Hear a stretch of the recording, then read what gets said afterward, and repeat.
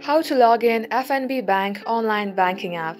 Hello and welcome back to Official Help Desk. FNB stands for First National Bank in South Africa. To get logged into your account, follow these steps. First of all, make sure you have FNB Bank application in your device.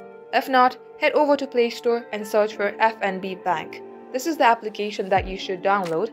Once you tap on install, it will get downloaded and tap on open. Once you download your FNB Bank, this is what your page will look like. Now to get logged into your account, tap on login icon at the middle section. Now here simply type in your username. Once done, type in your password and tap on to login. In case you have forgotten your password, tap on to forgot password at the box below and get help resetting your account.